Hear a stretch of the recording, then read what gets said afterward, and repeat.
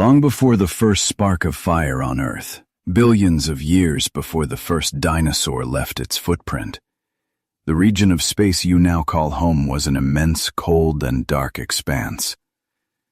This giant nursery for future worlds, known as the solar nebula, was composed of minuscule dust particles and frozen gases like hydrogen and helium, which were the cosmic leftovers from stars that had long since perished. Dispersed by supernova explosions, these stellar ashes contained the heavy elements that would serve as the essential ingredients for the planets, including our own. For millions of years, this enormous cloud drifted in a slow cosmic ballet, appearing vast, diffuse, and timelessly serene. Yet hidden within this apparent calm was the universe's unseen sculptor, the relentless force of gravity. It began its methodical and persistent work as tiny particles of dust and gas, drawn by its universal summons, started to pull toward one another. As more mass gathered in a single location, its gravitational influence intensified, attracting even more material into its embrace. At the very core of this immense cosmic whirlpool, the concentration of matter grew so extreme that pressure and temperature began to skyrocket. Imagine an almost unimaginable compression, as trillions upon trillions of tons of hydrogen and helium collapsed inward under their own immense weight. Out of this gravitational implosion, a protostar, a youthful sun not yet shining with its full brilliance, was born.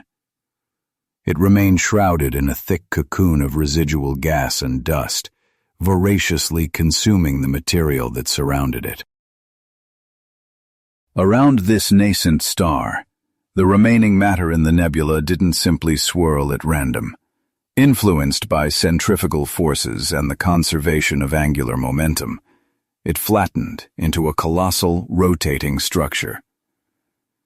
This protoplanetary disk, stretching for billions of kilometers, set the stage for the next phase of cosmic creation, the formation of planets. The conditions across this disk were far from uniform. Near the young, blazing protostar, temperatures were so high that they vaporized light gases and ice, leaving behind only heat-resistant materials like silicates and metals. Further from the protostar, beyond what is known as the frost line, it was sufficiently cold for water ice and frozen gases such as methane and ammonia to remain solid. It was within the scorching inner region of this disk, in relative proximity to the young sun, that our Earth was fated to emerge. The process of its creation was a long, chaotic, and incredibly violent affair that began with the smallest of components. Microscopic grains of dust, adrift in the disk, collided and adhered to one another through electrostatic forces, much like how dust bunnies form under a bed. These small accumulations gradually expanded, growing into objects the size of pebbles and then boulders, at which point gravity became the dominant force. These larger bodies, called planetesimals, possessed enough mass to gravitationally attract their smaller neighbors. They continued to collide, but these encounters were no longer gentle mergers. They were often cataclysmic impacts. While some collisions obliterated these nascent worlds, others resulted in their combination and growth, creating a swarm of objects ranging from meters to hundreds of kilometers across, all racing along their orbits and constantly crashing into one another. Over immense spans of time, the largest of these objects, the protoplanets, began to assert their dominance over specific orbits. They grew more rapidly than their counterparts, clearing their orbital paths by either absorbing or gravitationally ejecting the smaller planetesimals. Proto-Earth was one of these fortunate and fast-growing celestial embryos.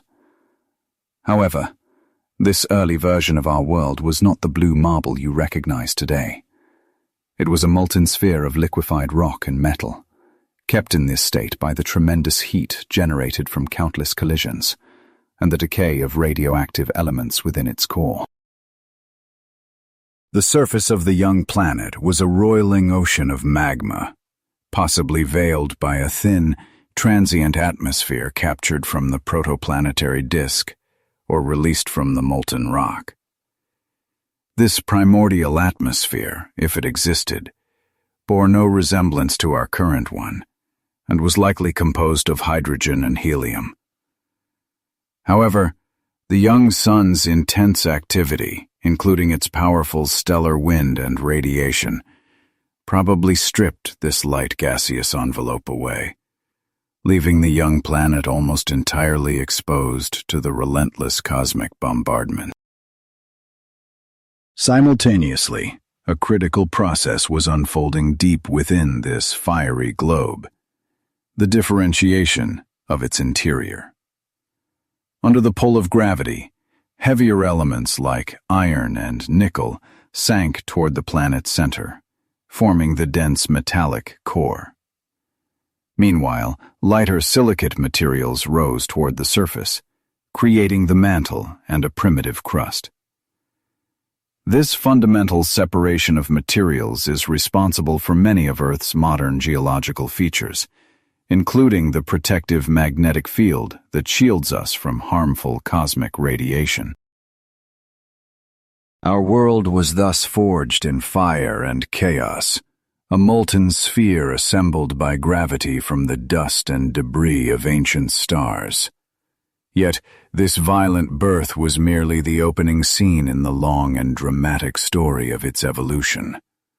This era, which scientists have fittingly named the Hadean Eon, was a time when the planet's surface was more akin to a vision of hell than a future cradle of life.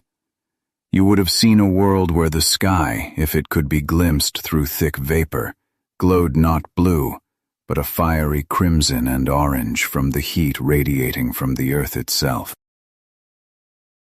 In its earliest stage, the planet was an intensely hot sphere, shrouded by a vast, perhaps even global, ocean of bubbling magma made of molten silicate. Any solid crust that began to form was profoundly unstable, constantly fracturing and sinking back into the fiery depths, similar to the skin that forms on hot milk.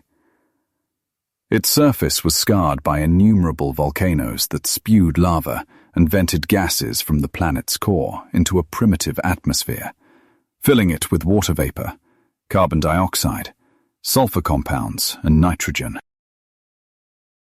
Yet, this volcanic chaos was dwarfed by a continuous cosmic assault. The solar system was then a far cry from the organized system you see today. Its orbits were cluttered with the debris of creation. Space was filled with leftover building blocks, from massive asteroids and comets to entire protoplanets that never fully formed. These celestial bodies rained down on the young Earth with dreadful regularity and power, with each major collision acting as a planet-wide cataclysm that kept the world perpetually hot and hostile to any form of life. During this violent period, approximately 30 to 50 million years after our planet's birth, an event took place that would permanently alter Earth's destiny and provide it with a constant celestial partner.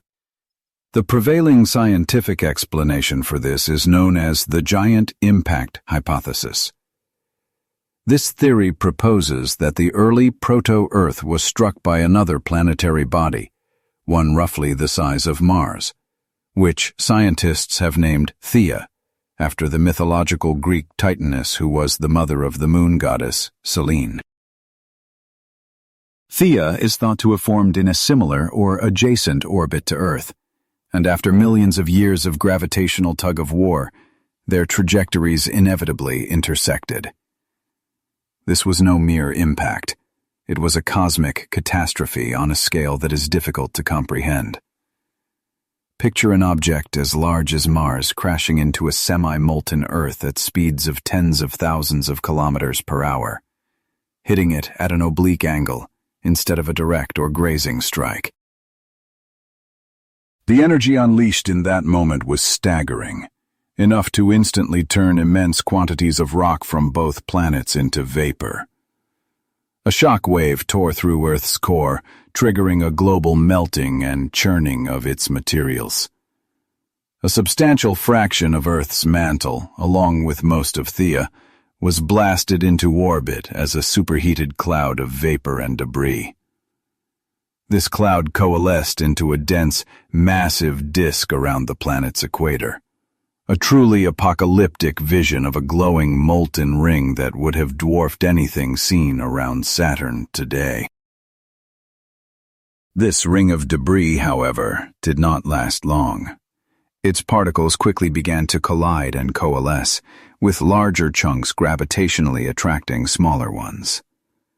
Scientists calculate that, in astronomical terms, the Moon formed with astonishing speed, possibly in just a matter of years, decades, or centuries. Our Moon emerged from this process of accretion, a catastrophic birth that blended material from Earth's early mantle with the remnants of Theia. This origin story accounts for the Moon's unique characteristics, like its compositional similarity to Earth's mantle, its lack of volatile elements that boiled away in the impact, and its small iron core, as most of Theia's iron likely merged with Earth's core. Right after its creation, the Moon was positioned much nearer to our planet, perhaps 10 to 20 times closer than it is now, appearing as a colossal molten orb that dominated the sky.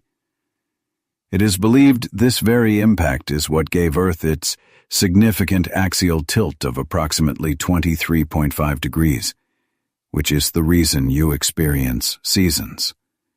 Without this event, Earth's axis might have been nearly upright, resulting in a monotonous climate. Or it could have wobbled erratically under the gravitational pull of other planets, leading to wild and unpredictable climate shifts. Furthermore, the nearby Moon generated immense tidal forces on Earth, creating massive bulges of molten rock that surged across the magma ocean's surface. The internal friction from these powerful tides, combined with the gravitational dance between the two bodies, began to steadily decrease the speed of Earth's rotation. Back then, a day might have lasted only 5 to 6 hours.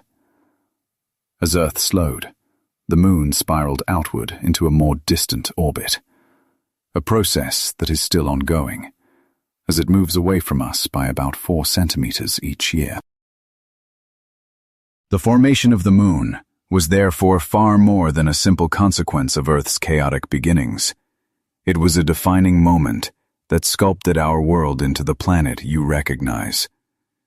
It gave us the celestial body that illuminates our nights, governs the tides of our oceans, and steadies our climate, possibly even contributing to the very emergence of life.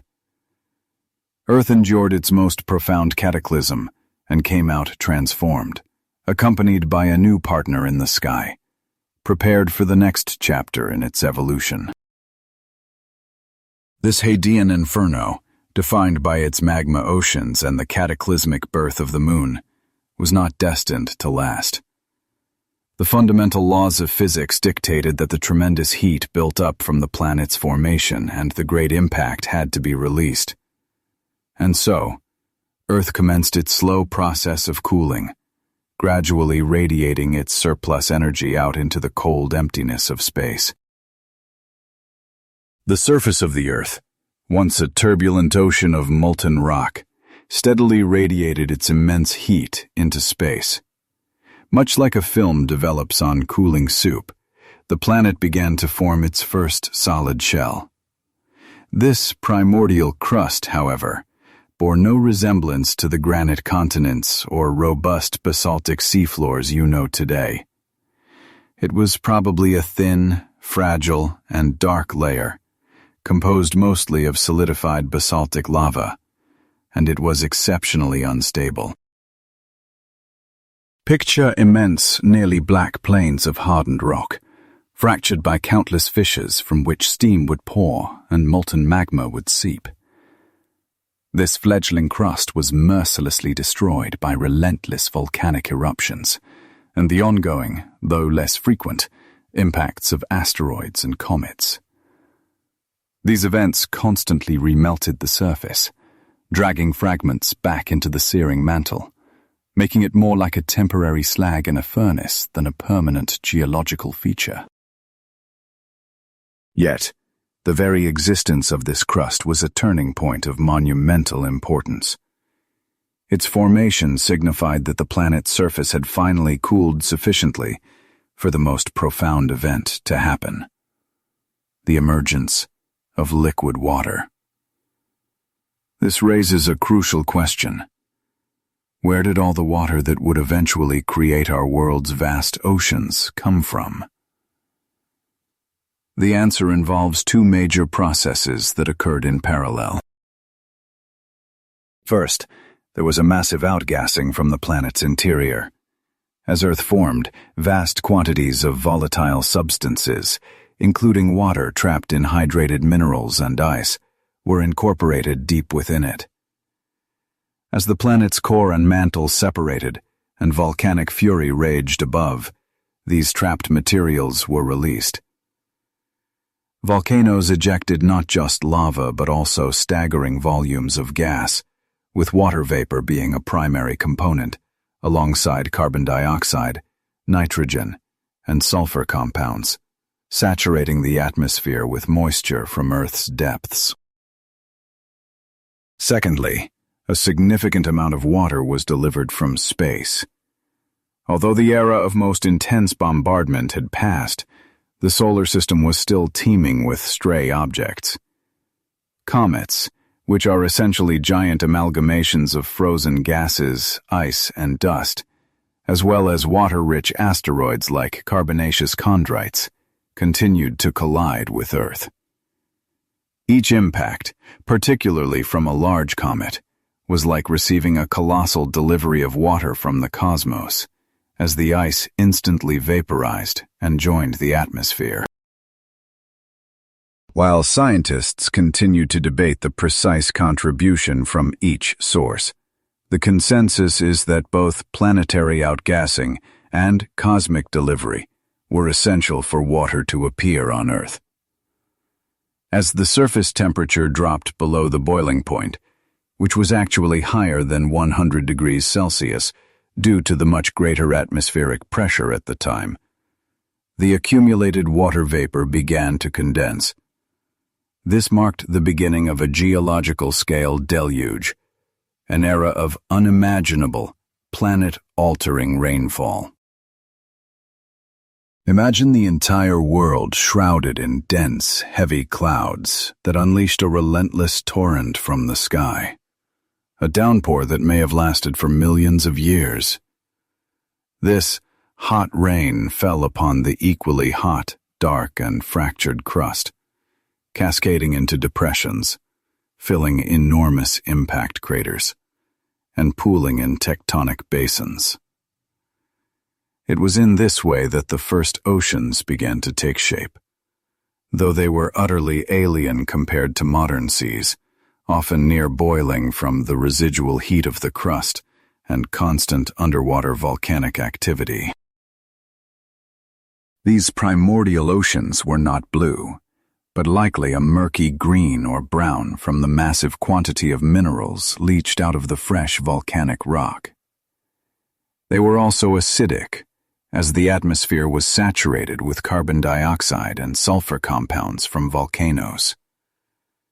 These gases dissolved readily, creating weak carbonic and sulfuric acids, which aggressively reacted with the basaltic crust, altering the chemistry of both the water and the planet's surface. As the oceans formed, Earth's second atmosphere, the one that replaced the original hydrogen and helium envelope stripped away by the young sun, was also established. This new atmosphere, a direct result of volcanic emissions and surface chemical reactions, was dominated by water vapor, carbon dioxide at concentrations perhaps hundreds of times higher than today, and gradually accumulating nitrogen. It also contained methane, ammonia, and various sulfur gases, with one critical feature being the near-complete absence of free oxygen. Any oxygen produced by the breakdown of water molecules from ultraviolet radiation would have been immediately consumed by reactions with rocks and volcanic gases. This dense, heavy atmosphere exerted immense pressure on the surface. The high concentrations of carbon dioxide and methane created a powerful greenhouse effect, which was essential for preventing the young planet from freezing over, a phenomenon known as the faint young sun paradox, because the sun at that time was only about 25 to 30% as luminous as it is now. Under this thick, oxygen-poor atmosphere, the sky would not have been blue. Instead, due to the high levels of carbon dioxide, potential methane hazes, and volcanic aerosols, you would have likely seen a sky tinted orange, red, or a muddy brown. Visibility would have been severely restricted by a persistent haze and the constant steam rising from the hot oceans, creating a truly otherworldly scene. While ceaseless rains were forming oceans across the planet's surface, a pivotal process known as plate tectonics was beginning to unfold, both on the crust and deep inside the Earth. As the crust cooled, it remained thin and was far from a solid shell, causing it to fracture into separate plates. These fragments were moved by the convective currents of the hot mantle, a slow churning flow of viscous rock beneath them. In certain areas, this hot mantle material would well up, pushing plates apart and creating new oceanic crust, much like today's mid-ocean ridges.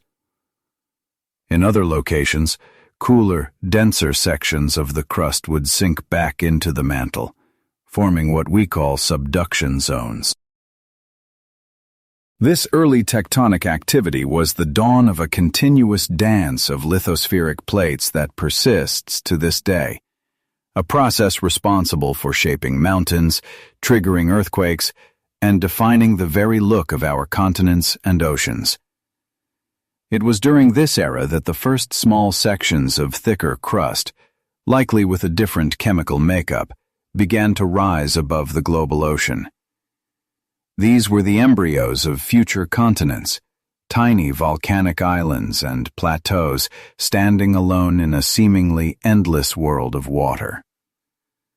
The planet had undergone a profound transformation, from a fiery sphere to a world shrouded in a dense, oxygen-free atmosphere, covered by a hot, acidic ocean, with the geological engine of plate tectonics already hard at work beneath the waves.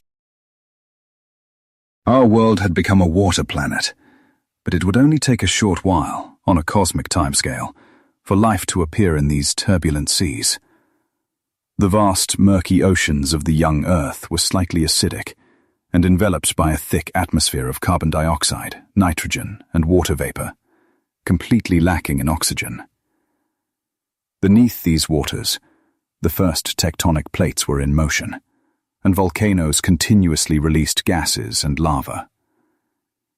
You would think this was a hostile world, entirely unsuitable for something as delicate and complex as life. Yet, it was within these seemingly infernal conditions that the most significant revolution of all, the emergence of the first living organisms, was about to take place. So where did this initial spark of life originate? The precise answer continues to evade scientists, marking it as one of science's greatest unsolved puzzles. What we can do, however, is detail the conditions that made it possible. Our planet possessed all the necessary ingredients. First and foremost, you had liquid water, which acts as a universal solvent and provides a medium for complex chemical reactions to occur. The primordial oceans, despite their heat, were effectively a gigantic chemical laboratory. Second, the planet was rich in the basic chemical elements and simple molecules that form the foundation of organic chemistry: hydrogen, oxygen, nitrogen, phosphorus, and sulfur. Compounds like carbon dioxide and hydrogen sulfide were dissolved in the ocean's minerals. Additional materials were likely delivered from space by meteorites and comets, which carried not just water, but also simple organic compounds. These extraterrestrial deliveries could have initiated reactions that formed more complex molecules, such as amino acids and nucleotides, the fundamental building blocks of proteins and DNA. To power these reactions, there were several potent energy sources. Intense ultraviolet radiation from the sun streamed through the atmosphere, as there was no ozone layer to filter it. Frequent, massive storms produced powerful electrical discharges in the form of lightning. Furthermore, immense heat and chemical energy were released in zones of volcanic activity, particularly around underwater hydrothermal vents. These cracks in the ocean floor, known as black smokers, ejected jets of hot, mineral-rich water, creating ideal environments for chemical synthesis. Try to picture this primordial soup. Warm, perhaps shallow pools or areas near hydrothermal vents, saturated with simple molecules and constantly energized by lightning, ultraviolet light, or geothermal heat. Over vast stretches of time, through intricate chemical processes, the first complex organic molecules could have formed spontaneously. These may have been followed by self-replicating molecules, possibly based on RNA, and eventually, the first primitive cellular structures that used a membrane to separate their internal contents from the external world. However it occurred, the first undeniable evidence of life appeared in these ancient waters roughly 3 to 4 billion years ago, and possibly even earlier. You shouldn't imagine animals or plants. These were microscopic, single-celled organisms, vastly simpler than any modern bacterium. We classify them as prokaryotes, life forms whose cells do not have a defined nucleus or other complex internal structures. These first living beings were almost certainly anaerobes, meaning they had no need for oxygen to produce energy. In fact, oxygen would have been lethal to them. These organisms obtained their energy from chemical reactions, utilizing substances that were abundant in their environment, such as sulfur compounds, iron, hydrogen, or methane. They were either autotrophs, which create organic matter from inorganic substances, or heterotrophs, which consume existing organic matter from the primordial broth. For billions of years, these simplest of life forms, bacteria and archaea, remained the sole inhabitants of Earth, slowly evolving and colonizing different niches within the oceans. But then, a development occurred that would forever alter the course of evolution and the destiny of the entire planet. Around 3 to 5 billion years ago, one group of bacteria, which you might know as cyanobacteria, developed a groundbreaking method to acquire energy. They figured out how to use the power of sunlight, water, and the abundant carbon dioxide in the atmosphere to synthesize the organic substances they needed to live.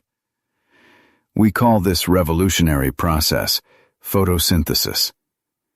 This innovation itself was an extraordinary evolutionary leap, setting the stage for all complex life to come. This evolutionary leap enabled organisms to harness energy from the sun's practically endless supply, rather than relying on finite chemical sources. Consequently, cyanobacteria began to multiply at a phenomenal rate, flourishing especially in the sun-drenched, shallow waters of the ancient oceans. They frequently aggregated into immense colonies that trapped and bound sedimentary particles, gradually building the layered structures you know as stromatolites. These ancient formations, with fossilized examples dating back as far as 3.5 billion years, provide some of the earliest and most compelling evidence for life on Earth. However, the photosynthetic process used by these cyanobacteria produced a very significant byproduct. For the microorganisms themselves, this substance was just a waste material, which they simply discharged into their environment. Initially, this free oxygen did not build up in the water or the air. As an extremely reactive gas, it was immediately consumed by reactions with various substances dissolved in the ocean, particularly the huge quantities of ferrous iron. This iron had entered the water through the weathering of rocks and underwater volcanic activity in a world still devoid of oxygen. The newly produced oxygen oxidized this dissolved iron, converting it into an insoluble ferric form.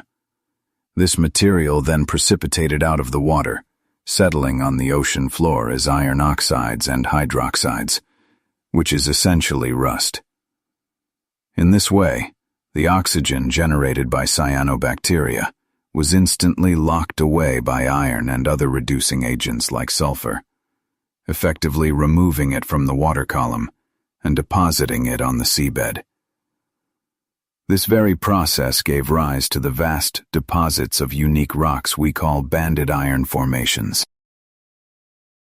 These formations are composed of alternating thin layers of iron-rich minerals, appearing red, brown, or black, and silica-rich layers that are gray or white.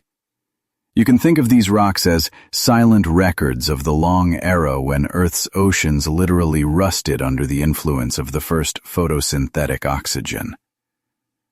They were formed on a colossal scale from roughly 3.5 to 2 billion years ago, and today represent the primary source of iron ore for human industry. The oceans essentially functioned as an enormous buffer, absorbing the oxygen as it was created. But that couldn't last forever. Over time, the ocean's reserves of dissolved iron and other easily oxidized materials were used up. All the while, cyanobacteria continued their work, saturating the water with oxygen that now had little left to react with on a grand scale.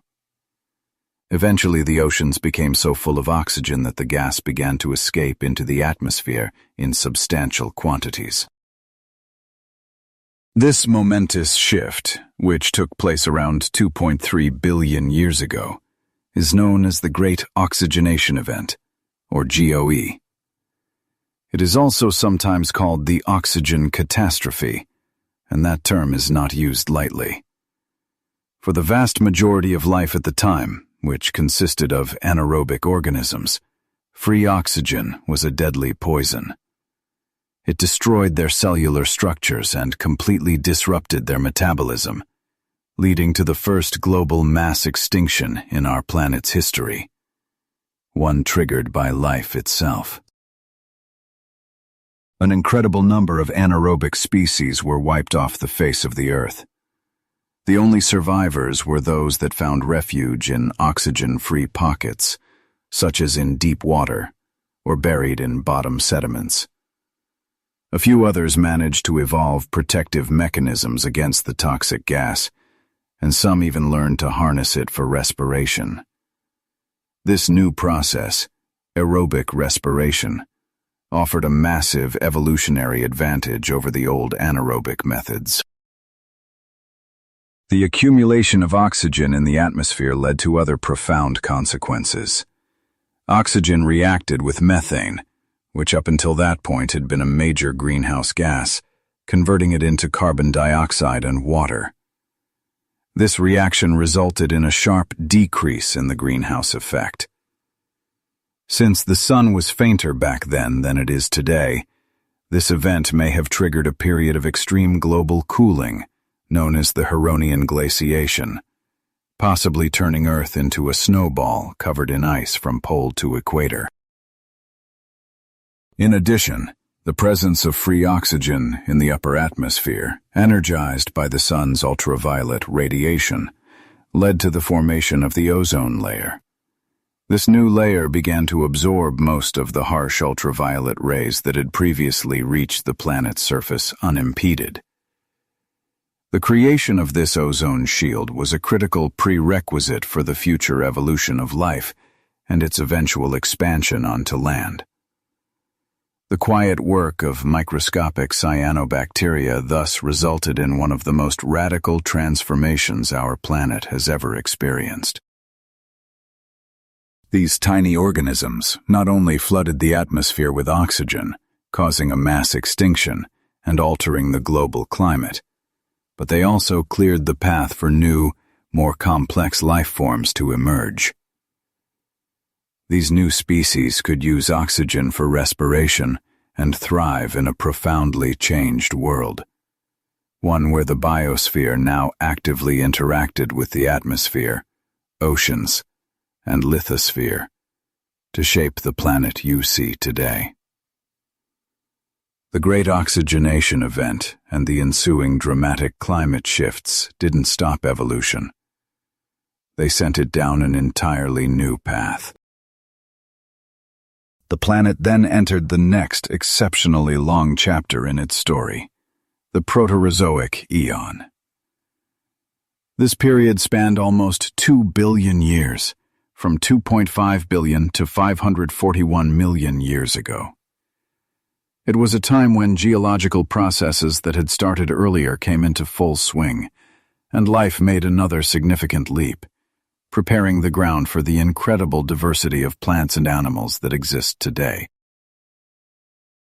The dominant force shaping the planet's surface became plate tectonics, the mechanism where rigid segments of Earth's crust, the lithospheric plates, move across the more fluid mantle below. This was no chaotic drift, but a true dance of the continents, a performance that continues to this day. Where oceanic plates collided, they crumpled to form the first great mountain systems. In other areas, continents ripped apart, creating new ocean basins in the gaps between them. This geological cycle drove the assembly and eventual fragmentation of multiple immense supercontinents, which were vast landmasses combining nearly all of the planet's continental crust. One of the earliest and most thoroughly researched of these was Rodinia, which came together approximately 1 billion years ago and started to break apart around 750 million years ago. This created a world where almost all land formed a single colossal block, encircled by a global ocean known as Merovia. The specific arrangement and location of this supercontinent exerted a tremendous influence on the world's climate. For instance, with most of the land clustered near the poles, conditions were ideal for the formation of massive ice sheets. In contrast, the fracturing of the supercontinent resulted in the creation of new, shallow seas along rift zones, which, in turn, altered ocean currents and frequently led to a warmer global climate. The movement of tectonic plates also profoundly shaped the course of life's evolution.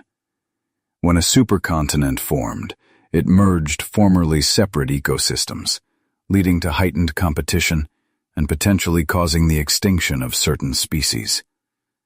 Conversely, its breakup forged new isolated environments like islands and shallow waters, where life could develop along distinct trajectories, promoting the emergence of new species in a geological dance that continuously set a new stage for life. Simultaneously, a quiet but transformative revolution was unfolding at the cellular level. For the initial 1.5 billion years of Earth's history, life consisted solely of prokaryotes, simple-celled bacteria and archaea. Then, during the mid-Proterozoic eon, possibly between 1.8 and 1.6 billion years ago, the very first eukaryotes made their appearance. These cells represented a completely new and far more complex design, significantly larger than their predecessors.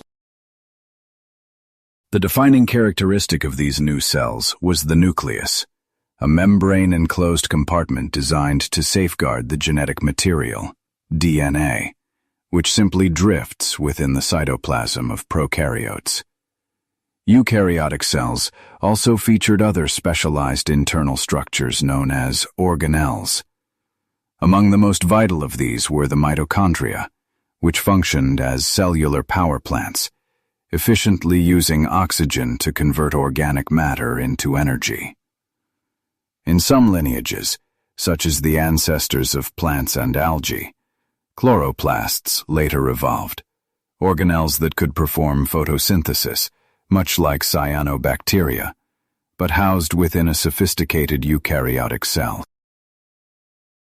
The origin of these intricate cells is best explained by the endosymbiotic theory, which posits that they are the result of a symbiotic partnership between different prokaryotic cells. According to this model, a large prokaryote likely ingested a smaller aerobic bacterium without consuming it. This smaller bacterium then became a permanent resident, evolving into a mitochondrion that provided energy to its host in return for shelter and resources. A similar process involving the absorption of a photosynthetic cyanobacterium is thought to have given rise to chloroplasts. The development of eukaryotes was a foundational step toward the evolution of complex organisms, as their greater size, superior energy production, and organized internal structure set the stage for multicellularity and specialized cell functions. Yet, the billion years following their arrival, starting around 1.8 billion years ago, is often called the boring billion. During this extended period, evolution appeared to hit a plateau. Despite their existence, eukaryotes largely remained single-celled organisms, failing to produce a dramatic explosion of new forms, possibly due to a stable climate, insufficient oxygen levels, or other biochemical limitations. This evolutionary quiet period did not last forever. Near the conclusion of the Proterozoic, from roughly 800 to 600 million years ago, the planet endured a succession of exceptionally severe ice ages. These events, described by the snowball Earth hypothesis, were so extreme that Earth may have been almost completely encased in ice on multiple occasions. These deep freezes were probably triggered by the breakup of Rodinia and the resulting shifts in the global climate system. It is thought, paradoxically, that these harsh conditions may have been the very catalyst that spurred subsequent evolution by releasing a flood of nutrients into the oceans as the ice thawed. Following these glaciations, during the final chapter of the Proterozoic known as the Ediacaran period, spanning from about 635 to 645 million years ago, 541 million years ago, the first definitive fossil evidence of large multicellular life emerged. This collection of organisms, the Ediacaran biota, consisted of mysterious, soft-bodied creatures unlike any life found today. They inhabited the seafloor and had bizarre shapes resembling discs, fronds, and segmented ribbons, leaving scientists puzzled about their biology, as they lacked familiar features like mouths or limbs and may have absorbed nutrients directly from the water. These strange beings largely vanished by the end of their period, but they were the pioneers of the subsequent Paleozoic era. The transition between the Proterozoic and the Paleozoic is defined by what paleontologists term the Cambrian explosion. This was not a literal blast, but a geologically swift surge of evolutionary innovation over several tens of millions of years, which saw the appearance of most major modern animal groups. Where the Ediacaran world was populated by primitive, soft-bodied forms, the Cambrian seas were suddenly filled with animals that had developed hard parts, including shells, exoskeletons, and skeletons. The durable body parts of Cambrian creatures ensured they were remarkably well preserved as fossils, which is why our understanding of this period far surpasses what we know about the preceding Ediacaran life. So, you may wonder what ignited this biological explosion.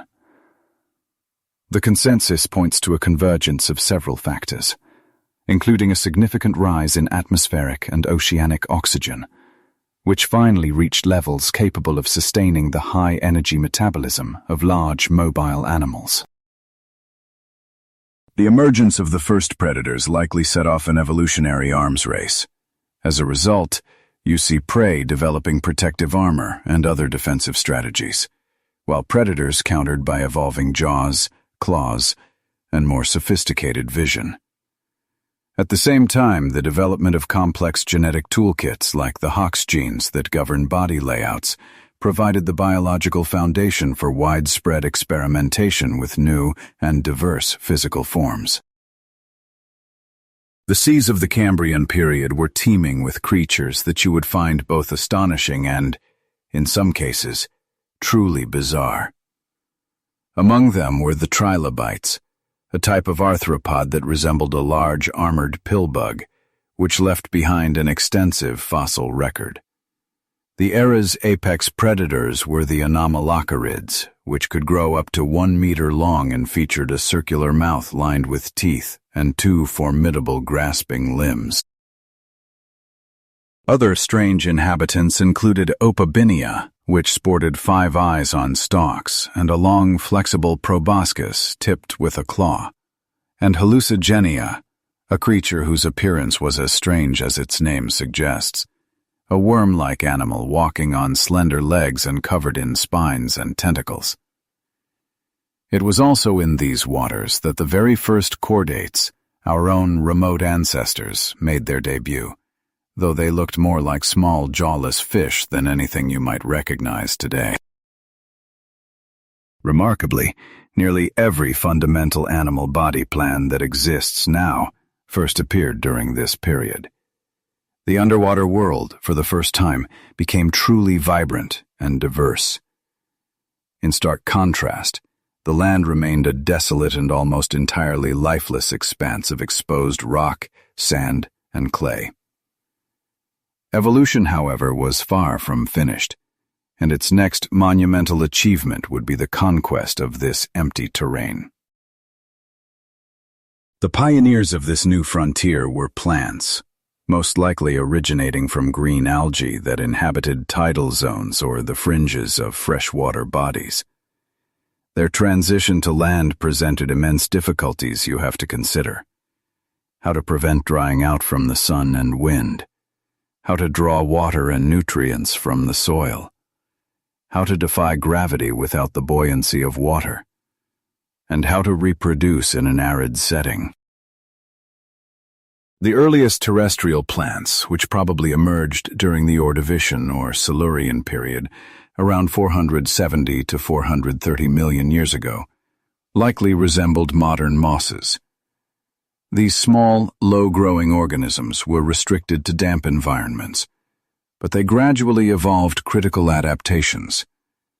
These included a waterproof outer layer called a cuticle, pores for gas exchange known as stomata, and eventually true roots for anchoring and absorbing water, along with primitive vascular systems for internal transport. With the development of lignin, a rigid supportive tissue, plants could finally grow upward to compete for sunlight. Between approximately 420 and 360 million years ago, this innovation led to the formation of Earth's first true forests, populated by a variety of vascular plants like lycophytes, horsetails, and ferns. Following this green expansion, animals began their own migration onto land. The first animal colonists were probably arthropods, spider-like creatures and early insects. You'll find their hard chitinous exoskeletons were already well suited for this transition, offering both structural support and protection against moisture loss. On land, they discovered a plentiful new food source in decaying plant matter, and later, the living plants themselves. Sometime after, during the late Devonian period, a specific group of lobe-finned fish gave rise to the first amphibians. These fish possessed fleshy, limb-like fins and primitive lungs that allowed them to breathe air. Transitional fossils like Tiktaalik and Acanthostega show us creatures that could haul themselves onto land but remained tethered to the water, particularly for reproduction, as their eggs had no protection from drying out. The Paleozoic era was not just a time of incredible evolutionary innovation. It was also punctuated by major global catastrophes. On several occasions, life on our planet faced mass extinctions, events in which a significant percentage of species vanished over a geologically brief period. The most notable of these occurred at the end of the Ordovician, likely triggered by glaciation and a drop in sea levels, and again at the end of the Devonian, for reasons that are still debated but may involve oceanic oxygen depletion or volcanic events. Each of these extinction events, however devastating, cleared out ecological niches, paving the way for surviving groups to diversify and radiate into new evolutionary lineages. Through the appearance of the eukaryotic cell, the Cambrian explosion, and the colonization of land, all set against a backdrop of periodic extinctions, you can see a complex and dynamic history of life unfolding by the end of the Paleozoic era. This era concluded with the most catastrophic event in our planet's history, the Permian-Triassic extinction, which happened around 252 million years ago. This event eliminated up to 96% of all marine species and roughly 70% of terrestrial vertebrates. The leading theory holds that this devastation was caused by massive volcanic eruptions in the Siberian traps. Over hundreds of thousands of years, these eruptions spewed colossal volumes of greenhouse gases like carbon dioxide and methane into the atmosphere, which in turn triggered runaway global warming, acidified the oceans, and created vast oxygen-deprived dead zones. Life was pushed to the very edge of complete annihilation, but it proved to be resilient. From the aftermath of this great dying, new forms of life slowly began to emerge, setting the stage for the next chapter in Earth's history. This new chapter was the Mesozoic era, spanning from 252 to 66 million years ago. It is aptly known as the Age of Reptiles, or, as you probably know it best, the Age of Dinosaurs. These creatures rose to dominate a world that had been scoured clean by the greatest extinction event ever known. Thanks to their waterproof skin and their capacity to lay hard-shelled amniotic eggs, reptiles were better suited for drier, hotter environments than amphibians. This advantage allowed them to be the first to rebound from the preceding catastrophe and take over the now empty ecosystems. At the dawn of the Mesozoic, the supercontinent of Pangaea, which had fused nearly all land masses together by the Paleozoic's end, initiated a slow process of fragmentation. It first cleaved into a northern continent called Laurasia, which would become North America, Europe, and Asia, and a southern one named Gondwana, the future South America, Africa, Antarctica, Australia, and India. These vast land masses continued to drift and break apart, giving rise to new oceans, most notably the Atlantic, and completely altering the planet's arrangement of land and sea. For the majority of the Mesozoic era, the global climate was substantially warmer and more stable than it is today, featuring no permanent ice at the poles. Consequently, sea levels were considerably higher, causing enormous, shallow seas to submerge large areas of the continents we know now. In these balmy conditions, plant life thrived across the globe. Although ferns, horsetails, cycads, and ginkgos were the dominant flora early in the era, the plant kingdom experienced another major revolution during the Cretaceous period. This final chapter of the Mesozoic saw the emergence and widespread proliferation of flowering plants, or angiosperms, which now serve as the foundation for most of the world's terrestrial ecosystems. Against this vibrant backdrop, reptiles experienced an extraordinary evolutionary burst, colonizing every conceivable habitat. The oceans were commanded by colossal ichthyosaurs, which resembled dolphins, as well as long-necked plesiosaurs and immense predatory mosasaurs. Meanwhile, the skies belonged to the pterosaurs, flying reptiles with leathery wings that, in some species, could achieve wingspans of 10 to 12 meters. Yet, the undisputed icons of the Mesozoic were the dinosaurs, which flourished on land for an astonishing period of nearly 160 million years. Their diversity was simply breathtaking, including the gigantic herbivorous sauropods, long-necked, long-tailed behemoths like Diplodocus, Brachiosaurus, and Argentinosaurus. These were the largest land animals in history, with some weighing up to 80 to 100 tons. Among the dinosaurs were bipedal predators known as theropods, which came in all sizes, from the small and nimble Compsognathus to the legendary Tyrannosaurus rex, famed for its massive skull and immensely powerful jaws. Heavily armored ankylosaurs, which looked like living tanks equipped with bony tail clubs, were also common, as were the stegosaurs with their distinctive rows of bony plates along their spines. Also widespread were various ornithischians, a group that included the two-legged iguanodonts, the duck-billed hadrosaurs, and the horned ceratopsians, such as the famous Triceratops.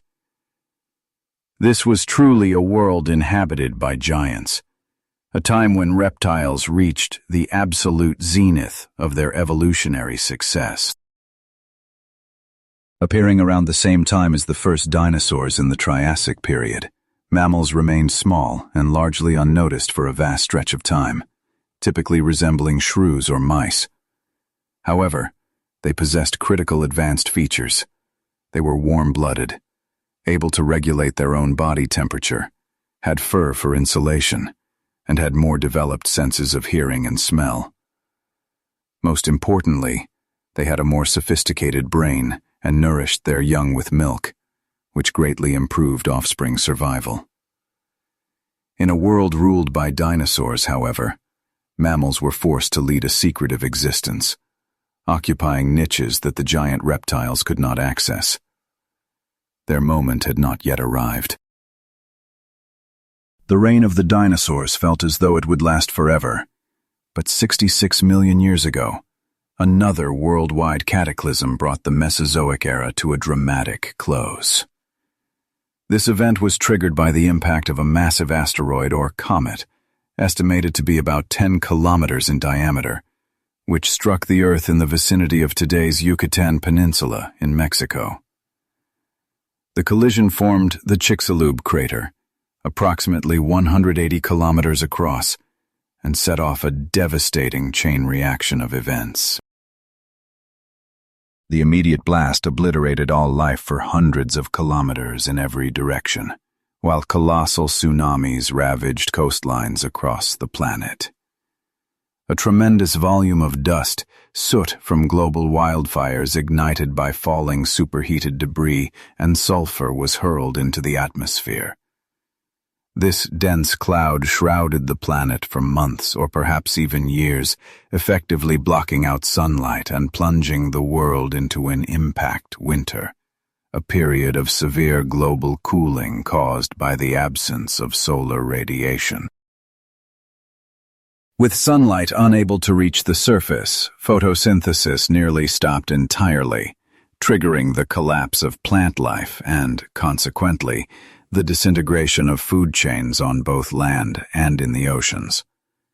The largest animals were the most vulnerable, especially apex predators like the giant dinosaurs and massive herbivores that depended on a constant supply of fresh vegetation. This catastrophe, known as the Cretaceous-Paleogene Extinction Event, annihilated all non-avian dinosaurs, pterosaurs, marine reptiles aside from turtles and crocodiles, ammonites, and countless other life forms. However, much like the mass extinctions that preceded it, this disaster created new opportunities for the species that managed to survive. Creatures that could feed on decaying matter, seeds, insects, or roots, that could hibernate, or that could seek shelter underground were favored. As it turned out, the most perfectly suited candidates for survival were our own ancestors, the mammals.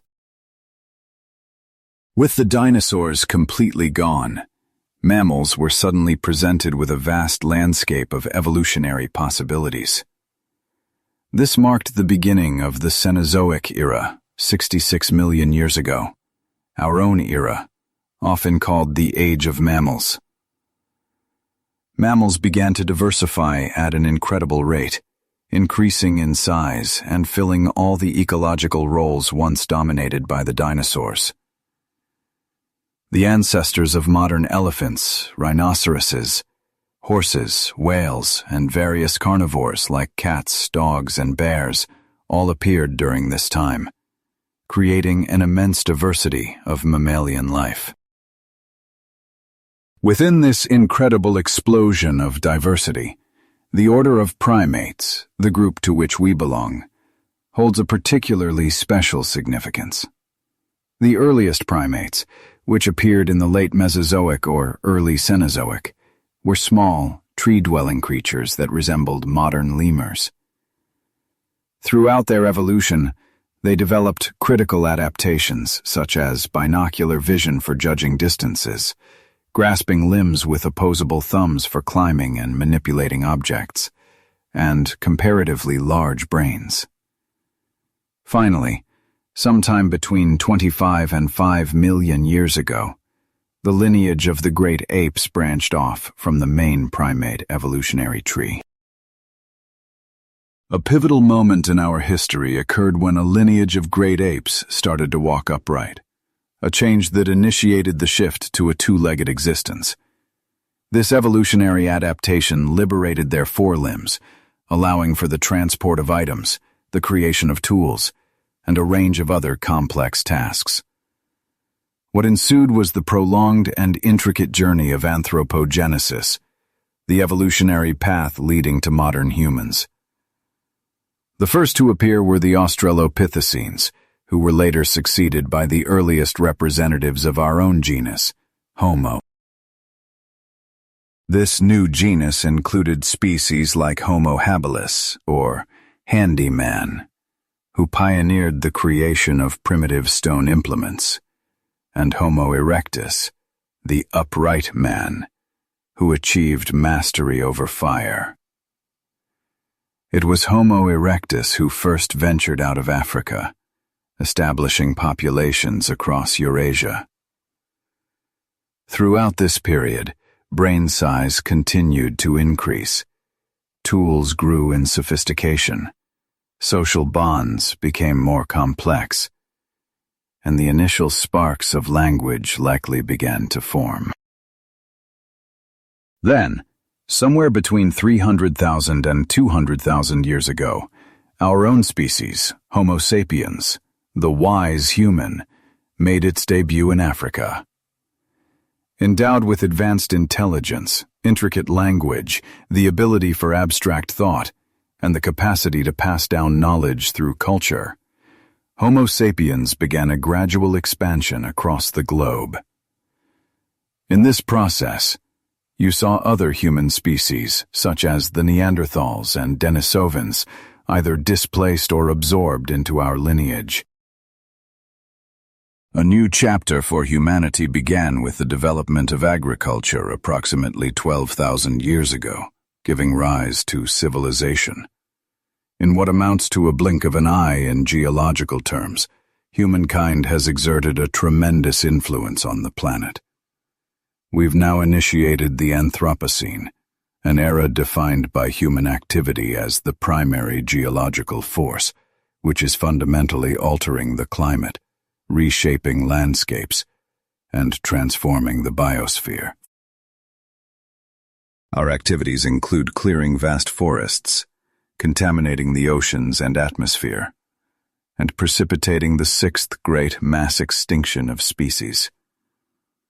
Although the evolution of Earth carries on, it is now subject to a new, potent, and often unpredictable influence: ourselves. So, what does the future have in store for our world? In the more immediate geological future, the continents will persist in their slow dance across the globe.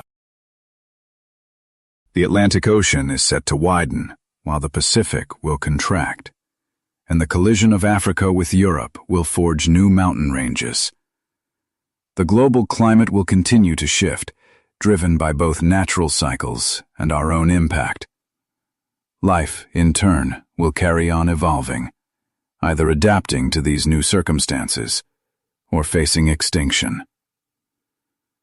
Looking much further ahead, into a future spanning hundreds of millions to billions of years, Earth's destiny becomes inseparable from the fate of the Sun. Our star is progressively getting brighter. In about 1 billion years, its luminosity will intensify to a point where temperatures on Earth will become insufferable. The oceans will start to boil away, and life, as you know it, will most likely cease to exist. Much later, in roughly 5 to 7 billion years, the Sun will deplete the hydrogen fuel in its core, expand into a red giant, and consume Mercury, Venus, and possibly Earth itself. After billions of years of geological and biological change, having served as the birthplace of life and consciousness, our world will likely meet its demise within the searing atmosphere of its aging star. But that distant future is still a long way off. For the time being, Earth's story unfolds, with us as central characters who bear a profound responsibility for the future of this uniquely precious planet.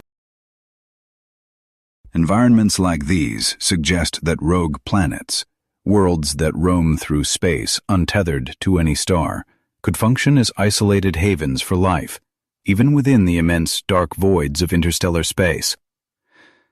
As our technology improves, astronomers are creating ever more advanced techniques for spotting these rogue planets and analyzing their properties. Gaining insight into these enigmatic worlds enriches our knowledge, and every new finding contributes another thread to the cosmic fabric of our universe, serving as a reminder that life can emerge in the most improbable locations. Investigating rogue planets, which drift freely without a parent star, offers an unparalleled view into the ways planets form and evolve. Unlike their star-bound counterparts, rogue planets are either ejected from their native solar systems or come into being in isolation. This unique status makes them incredibly valuable for scientists aiming to understand the different mechanisms through which planets can be born. By studying these cosmic wanderers, researchers can put various planetary formation theories to the test in diverse settings. For instance, rogue planets might hold secrets about the conditions within their original systems before they were cast out. They may carry unaltered remnants of their formative history, which could reveal the specific materials and processes that guided their early development, helping to either validate or revise our current models of planet formation. Moreover, the very fact that rogue planets exist prompts fascinating inquiries into planetary stability and long-term survival. The specific forces within a planet's environment are what shape its evolutionary path over time. Lacking the warmth of a nearby star, these rogue worlds challenge scientists to figure out how they might hold on to their atmospheres, or even support potential life, pushing us to broaden our definition of habitable zones and planetary adaptation. Ultimately, the discovery that rogue planets might be more numerous than stars in our galaxy challenges the conventional understanding of planetary systems and underscores the incredible variety of planetary outcomes in the cosmos. Every rogue planet we find adds another piece to the puzzle, aiding astronomers in their quest to reconstruct the intricate and ever-changing history of our universe. This knowledge provides us with a more profound understanding of how planetary systems change and develop across cosmic timescales, giving us a grander perspective on the universe itself. Technological breakthroughs have completely reshaped our knowledge of exoplanets, which are planets situated outside our solar system. Only a few decades ago, the existence of these remote worlds was almost entirely speculative. Now, thanks to state-of-the-art technologies and creative methodologies, we have verified the presence of thousands of exoplanets, which has dramatically broadened our conception of the universe and our own position within it. A key breakthrough in this field was the deployment of space-based observatories, most notably the Kepler Space Telescope. Let me tell you about the Kepler Space Telescope, which completely transformed our search for distant worlds. Operating between 2009 and 2018, it employed the transit method, a technique where you watch for minuscule dips in a star's brightness that occur when a planet crosses its face. This groundbreaking approach alone was responsible for confirming the existence of over 2,500 planets. Another critical tool in our arsenal has been the advancement in spectrometry, which you can think of as the science of analyzing light. When a planet transits its star, we can study the starlight that filters through its atmosphere, allowing us to decode its chemical makeup. This technique has given us profound insights into exoplanet habitability by detecting key ingredients for life, such as water vapor, carbon dioxide, and methane. You should also know that observatories right here on Earth have made incredible strides, adopting new techniques and building larger telescopes fitted with sophisticated adaptive optics. This technology works by counteracting the distorting blur from our own atmosphere, providing astronomers with much sharper views of exoplanets. As both our space and ground-based capabilities improve in tandem, our power to find and examine these distant worlds expands, revealing new possibilities for life elsewhere. Now, I want to talk about how artificial intelligence is revolutionizing our study of exoplanets, those fascinating worlds circling stars far from our sun. Telescopes and space missions generate a deluge of information, and AI provides the power to comb through these immense data sets with incredible efficiency. It can spot subtle patterns a human observer might overlook, which is especially vital for noticing the faint dimming of starlight that signals a transiting planet. A key application of this is in machine learning algorithms, which we can train using data from planets you already know exist. This process teaches the AI to identify the distinctive signatures of planetary transits, helping us to classify and rank potential new worlds for follow-up observation. This dramatically accelerates our research, and these algorithms have become so precise that they can even find new planets hidden in old data that was previously analyzed by humans. We also use artificial intelligence to analyze the chemical makeup of exoplanet atmospheres by examining the light that travels through them. Machine learning is instrumental in interpreting this spectral data, pinpointing the chemical fingerprints of gases like water or methane, which is essential information when you're trying to determine if a world could support life. The fusion of AI with this research magnifies our capacity to process data and understand these new worlds, bringing us ever closer to discovering if we are truly alone in the cosmos. I have to emphasize how the James Webb Space Telescope, or Webb, is poised to completely reshape what you and I know about distant planets. One of its most extraordinary abilities is its vision in the infrared spectrum, which lets it see right through the clouds of cosmic dust and gas that often hide celestial objects from view. By harnessing this infrared light, Webb uncovers concealed details within faraway star systems and gives us an unprecedented look into the atmospheres of exoplanets. What truly sets Webb apart is its unmatched sensitivity and sharpness. Its advanced instruments can capture incredibly faint light from objects across the universe, which lets us conduct detailed chemical studies of exoplanetary atmospheres. You can understand why this is so critical. Learning what these atmospheres contain offers us vital clues about whether a planet could be habitable, and the discovery of certain gases could even point to biological activity similar to our own. You'll also find it interesting that Webb is specifically designed to investigate some of the most compelling planetary systems, especially those that have similarities to our solar system. Its mission includes examining every stage of star and planet formation and tracking how these systems develop over cosmic timescales.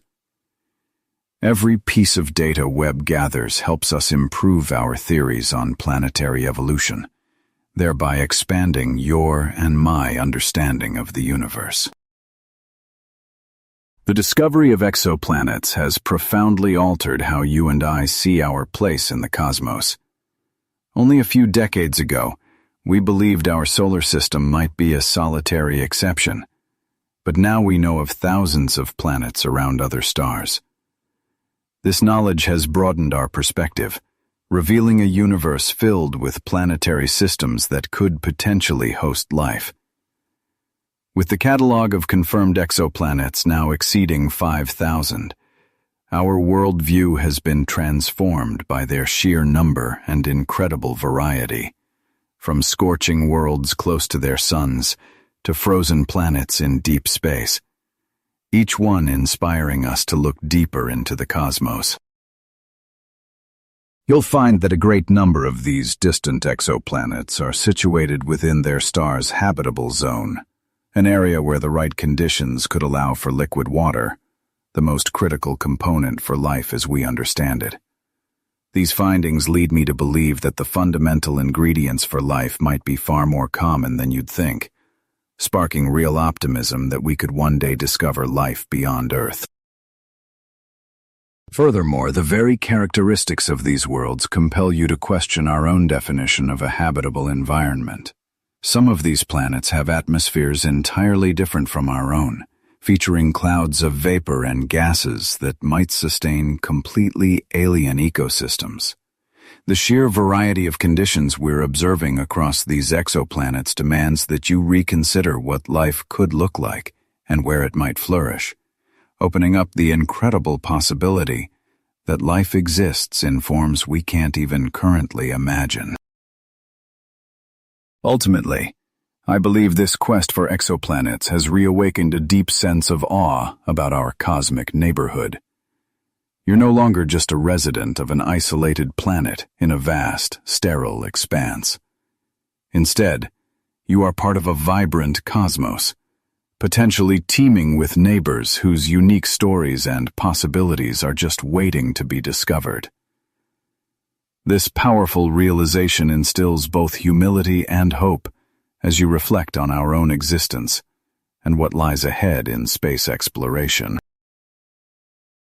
Throughout history, you can see how deeply fascinated humanity has been with the stars, which has given rise to countless myths and stories that delve into the chance of life existing beyond our own world. These ancient tales often interweave cosmic phenomena with the potential presence of extraterrestrial beings.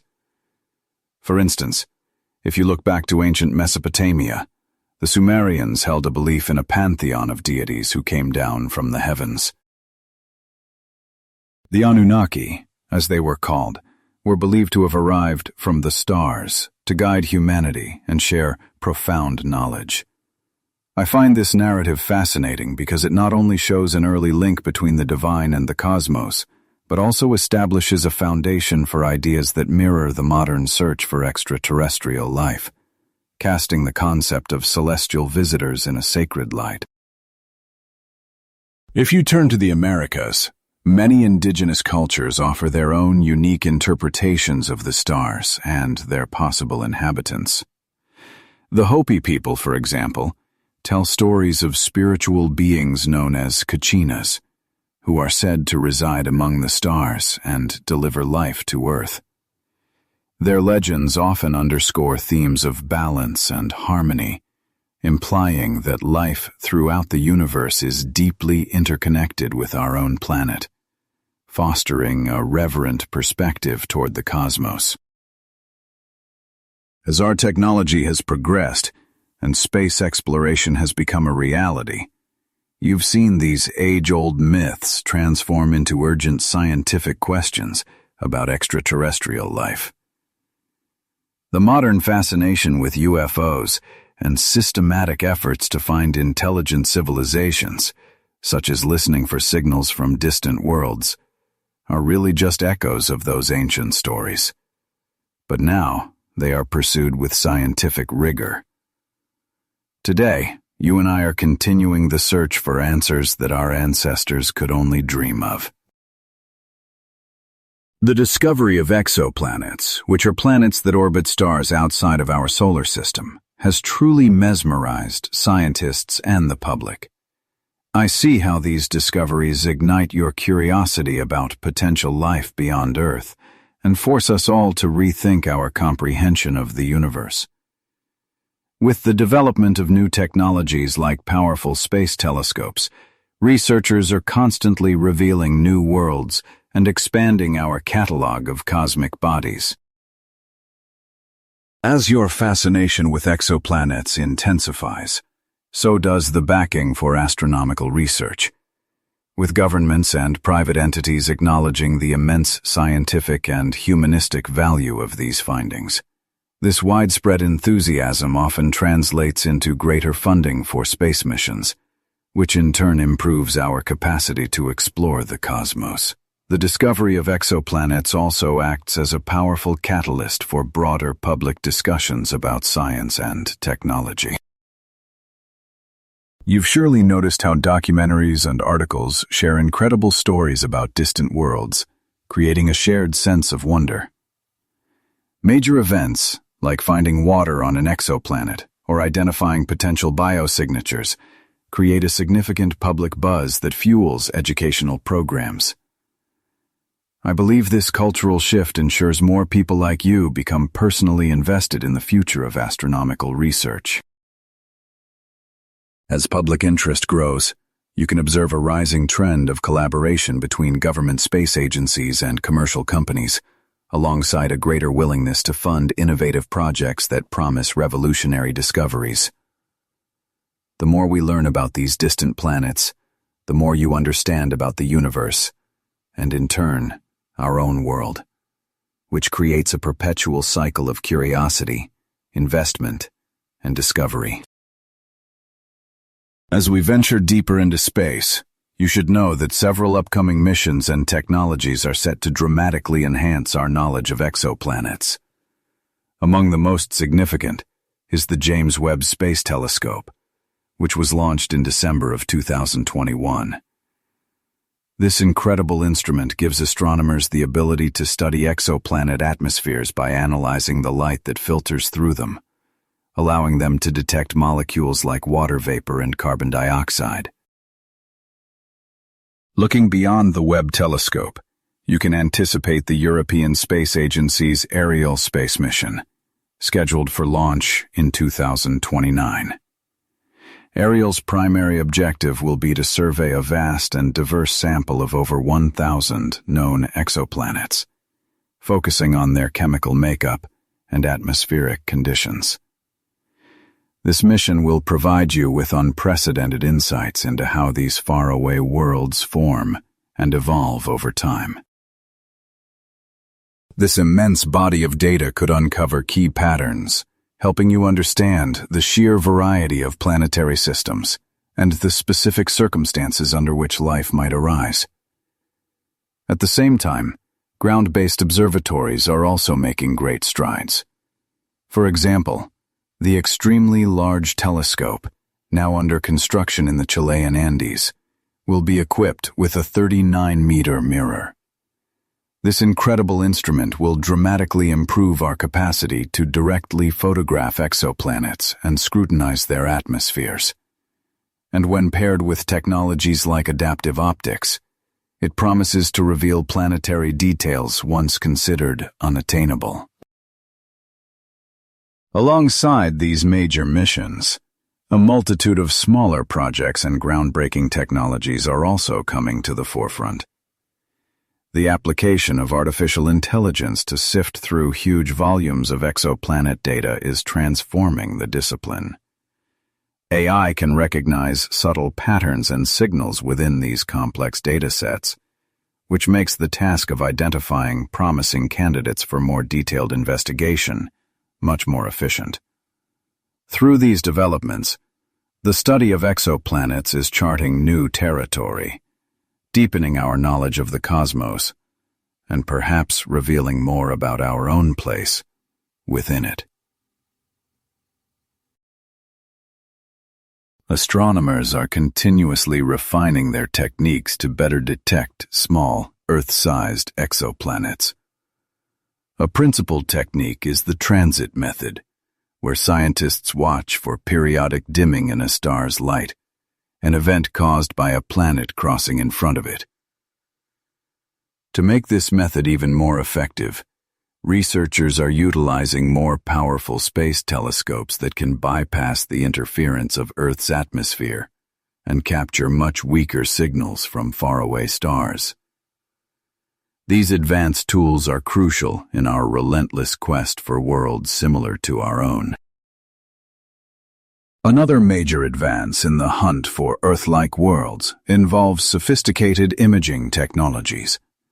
Telescopes fitted with specialized devices called coronagraphs can obscure the blinding light of a star, enabling astronomers to spot the much dimmer planets orbiting nearby. This technology, used in conjunction with adaptive optics that correct for the distortions of our atmosphere, provides researchers with much clearer images of planets comparable to Earth in size and makeup. This dual approach allows you to see what was previously hidden in the stellar glare. Furthermore, researchers are harnessing the power of data analysis and artificial intelligence, deploying machine learning algorithms to comb through the massive data sets gathered by missions like the Kepler Space Telescope and the Transiting Exoplanet Survey Satellite, or TESS. These intelligent systems can rapidly flag potential exoplanet candidates that might be overlooked by conventional methods, thereby boosting our odds of finding Earth-like planets. Future missions, like the planned Habitable Worlds Observatory, are set to revolutionize our knowledge by analyzing exoplanet atmospheres for signs of habitability, such as water vapor or the chemical fingerprints of life. As you stand on the brink of exploring, and perhaps one day colonizing exoplanets, you must confront a host of ethical questions that require careful thought. The primary issue is one of stewardship. If we were to discover life on these distant worlds, even in its most basic forms, we would have a profound responsibility to protect and preserve those ecosystems. The introduction of terrestrial organisms could catastrophically disrupt alien biospheres in ways we cannot predict, leading to irreversible harm. There are also pressing ethical dilemmas concerning ownership and the exploitation of resources. The history of exploration on our own planet is filled with conflicts over territory and wealth, and the prospect of claiming distant worlds raises similar challenges. You must ask who holds the right to settle these planets or to mine their resources. Should these new worlds be considered the common inheritance of all humanity, or will individual nations race to claim them? How we answer these questions will define our values as an interstellar civilization. Another vital concern is the technological effect on our own planet. A singular focus on colonizing other worlds could lead us to neglect the urgent ecological crises right here on Earth. You have to ensure that critical domestic issues, from climate change to social inequality, are not forgotten as our attention shifts to space. While the technological leaps driven by space exploration offer immense promise, they also carry the risk of diverting focus and funding from the pressing needs of our homeworld. Finally, you need to think about the long-term effects of colonization on who we are. Establishing permanent human settlements on other planets would fundamentally change our identity as a species. How will we define what it means to be human once we have begun to build communities beyond the world of our birth? As we embark on this great cosmic adventure, we must acknowledge our duty to pursue ethical exploration and to safeguard the well-being of all life, both here on Earth and potentially elsewhere. Every question we pose about exoplanets is ultimately a reflection of ourselves and how we choose to engage with the universe.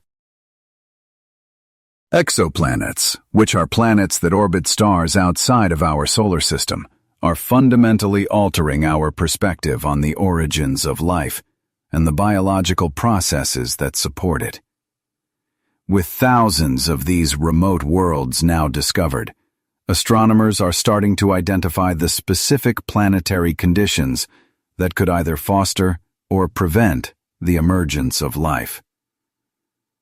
The incredible diversity of exoplanetary environments is forcing you to broaden your very definition of habitability, showing that life could potentially flourish in settings once deemed completely inhospitable.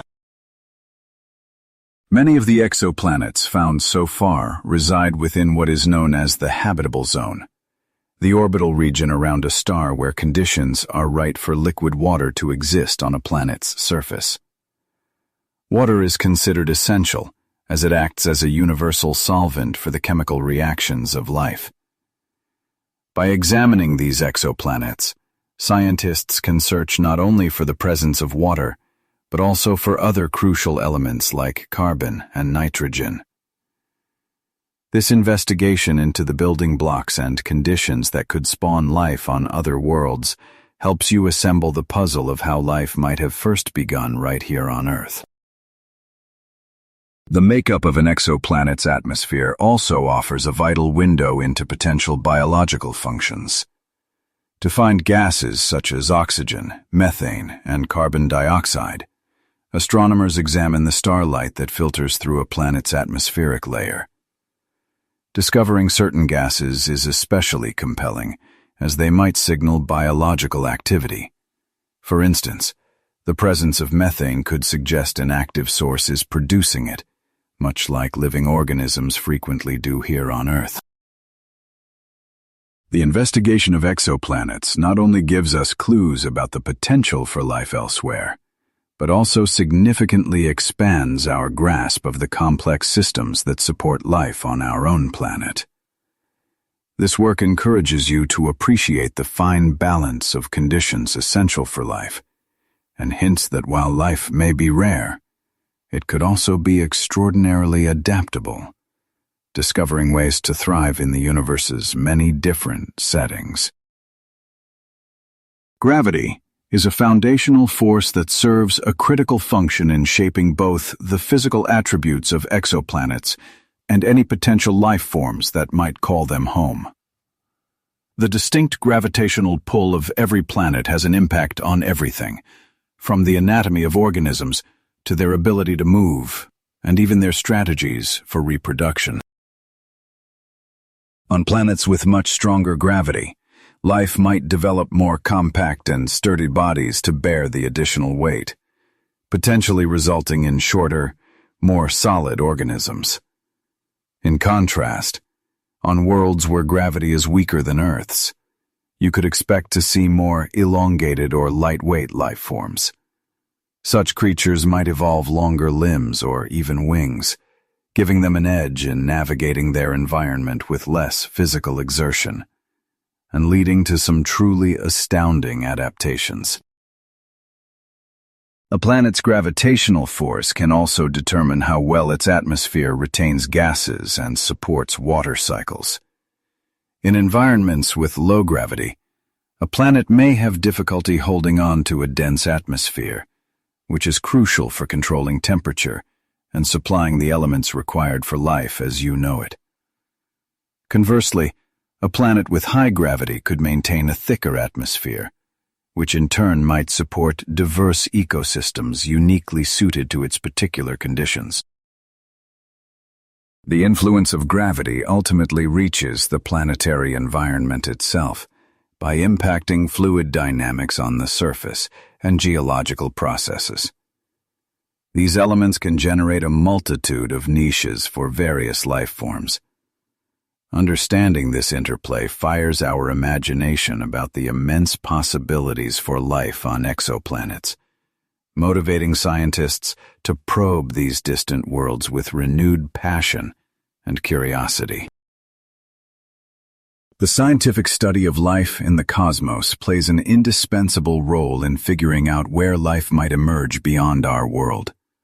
This field, known as astrobiology, synthesizes knowledge from biology, chemistry, geology, and astronomy to create a comprehensive understanding of the requirements for life to prosper. By studying life as it exists on Earth, astrobiologists can pinpoint the essential characteristics and conditions that allow living organisms to survive and grow. One of the central pursuits in astrobiology is the quest for extremophiles, which are organisms that can endure incredibly harsh environments. These extraordinary life forms are found in some of the most inhospitable places on Earth, including boiling hot springs, deep-sea hydrothermal vents, and the frozen landscapes of Antarctica. Their existence expands our view of potential habitats beyond Earth, making moons like Europa, with its underground ocean, or Enceladus, which expels plumes of water vapor, appear more promising than ever before. Astrobiologists also dedicate their efforts to spotting biosignatures, which are signs of life that you might be able to observe in the atmospheres of other planets. As an example, the detection of certain gases like oxygen or methane could be a strong indicator of biological activity. As new technologies and more advanced telescopes are developed, the capacity to analyze the atmospheres of exoplanets orbiting distant stars becomes progressively more feasible. By accumulating data on their chemical composition, we can sharpen our forecasts about which worlds are most likely to sustain life. In the end, astrobiology provides a roadmap for where to concentrate the search for extraterrestrial life.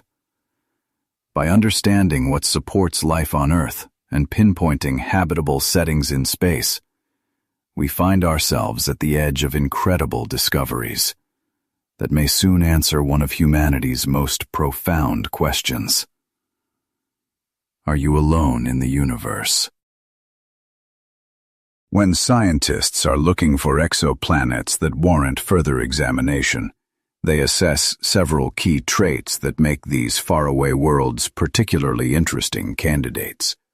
A major criterion is whether the planet is situated within the habitable zone, which is frequently called the Goldilocks zone. This is the orbital area around a star where the conditions could be just right for liquid water to exist on the planet's surface. Because water is fundamental to life as you understand it, planets located in this zone are marked as prime targets for additional exploration. The planet's makeup also has a significant bearing on its capacity to support life. Rocky planets like Earth and Mars are especially interesting, as they offer solid surfaces and atmospheres that could be hospitable to living beings. Conversely, while gas giants are fascinating, they are less suitable for this kind of research, as they have no solid surface and feature extreme atmospheric conditions hostile to human life. Furthermore, the existence of an atmosphere can greatly improve a planet's potential for detailed study. An atmosphere can shield the surface from cosmic radiation, help stabilize the temperature, and even furnish elements vital for life. Scientists are able to analyze the composition of an atmosphere through techniques like spectroscopy, which involves studying the star's light as it travels through the planet's atmosphere. The quest for a second Earth beyond our solar system starts with identifying the fundamental traits that could make a celestial body a potential home. Scientists concentrate their search on exoplanets within the so-called habitable zone, the orbital region around a star where conditions are just right for liquid water to exist on a planet's surface. Because liquid water is considered a prerequisite for life as we know it, researchers meticulously analyze data from telescopes and space probes to filter the vast number of candidates down to the most promising worlds. Once a planet meets these initial standards, the focus shifts to evaluating its atmospheric and surface conditions, a formidable task given that most exoplanets are light years away. Advanced instruments, like the James Webb Space Telescope, are engineered to decipher the atmospheric makeup of these distant worlds.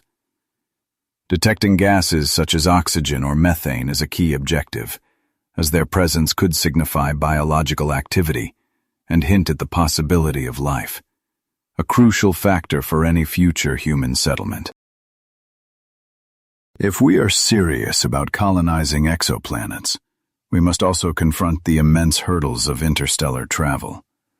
The sheer distances involved mean any mission would last for many years, if not decades, compelling scientists to envision new forms of advanced spacecraft that can travel at speeds far beyond our current capabilities. Breakthroughs in propulsion, technology, and life support systems are absolutely essential if we hope to one day transport people to these remote destinations and ensure their long-term survival. Crafting sustainable habitats will be of the utmost importance for any off-world colony. This could mean using materials found locally to build shelters, developing agricultural techniques suited to alien environments, or even undertaking the process of terraforming, intentionally altering a planet's environment to render it more like Earth. Each of these approaches requires immense foresight and creative problem-solving, but they ultimately illuminate the incredible potential that awaits humanity among the stars. The challenge of actually getting humans to an exoplanet is filled with obstacles that highlight the immense complexity of spaceflight.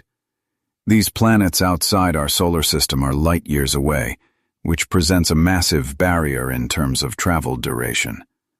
Even with our most advanced spacecraft, a journey to these worlds could take hundreds of years, making the development of propulsion systems capable of far greater velocities a top priority. Another critical challenge is guaranteeing the health and safety of astronauts. over such a prolonged trip. This involves engineering life support systems that can sustain a crew for extended durations, providing a steady supply of air, food, and water. It is vital to develop self-contained habitats that can efficiently recycle resources. The psychological burdens of isolation and confinement also demand robust support systems to preserve morale throughout the long years of travel. Exposure to cosmic radiation in deep space poses another profound risk. Lacking the protection of Earth's atmosphere, astronauts are vulnerable to damaging cosmic rays, which significantly increase the risk of cancer and other severe health problems. To counteract this, a starship must be built with advanced shielding materials or designed with innovative structural features that create safe zones for the crew. Of course, there are also the questions of how to land on and then explore an exoplanet. Even if you locate a world that seems habitable, its climate might be drastically different from Earth's, influenced by a variety of key elements. One of the most critical of these is the planet's proximity to its host star. Its position inside the habitable zone is what determines whether liquid water, an essential ingredient for life, can even exist on its surface. A planet orbiting too close will likely be a scorched, inhospitable desert, while one too far away may be an ice world, devoid of warmth and liquid water. Some exoplanets possess dense atmospheres rich in gases like carbon dioxide, which can induce a powerful greenhouse effect, trapping heat and driving surface temperatures to extremes. The famous exoplanet 55 Cancri E, for instance, is thought to have such a thick gaseous envelope that it may generate extreme weather, including clouds that produce rain of molten metal. These environments are a stark contrast to Earth's more balanced and temperate atmosphere of nitrogen and oxygen. A planet's geological activity also has a major say in its surface conditions. Some exoplanets exhibit evidence of active volcanoes, which would release gases and other materials into the atmosphere, sculpting the climate over vast stretches of time. Conversely, a planet with no tectonic movement might possess a static climate, where temperature and weather patterns rarely change. The size and density of an exoplanet also perform a crucial function in shaping its climate. More massive planets tend to have thicker atmospheres and stronger gravity, which affects their ability to retain heat. Smaller worlds, by comparison, may have difficulty holding on to a stable atmosphere, leaving their surfaces susceptible to dramatic temperature fluctuations. As scientists continue to uncover and analyze these varied climatic systems, our understanding of how life might arise and persist beyond Earth grows deeper. On exoplanets, you'll find that seasonal shifts can dramatically influence entire ecosystems, much like the changing seasons we experience on Earth.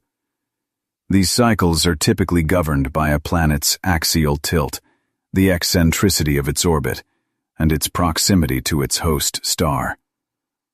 As the seasons turn, they can cause significant swings in temperature, the length of daylight, and patterns of precipitation, which in turn determine which forms of life can flourish.